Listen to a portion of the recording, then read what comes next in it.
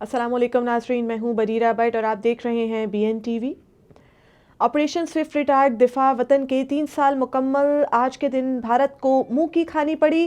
بھارت کے ناپاک عزائم کو ملیا میٹ کر دیا گیا تھا، لیکن بے شرم کو کیا مطلب لفظ شرم سے؟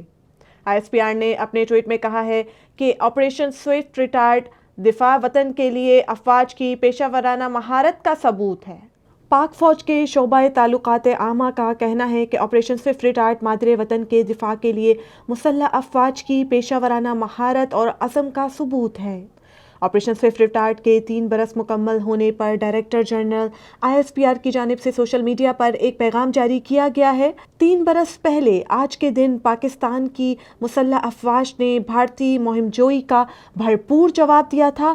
ISPR کے مطابق پاکستان ایئر فورس نے بھارتی تیراندازی کا منہ توڑ جواب دیتے ہوئے 2 بھارتی جنگی طیارے مار گرائے تھے، جبکہ پاک بحریہ نے سمندر میں بھارتی آبدوز کا سراغ بھی لگایا تھا۔ شعبہ تعلقات عامہ کے مطابق آج ہی کے دن لائن آف کنٹرول پر دشمن کو بھرپور جواب دیا گیا تھا۔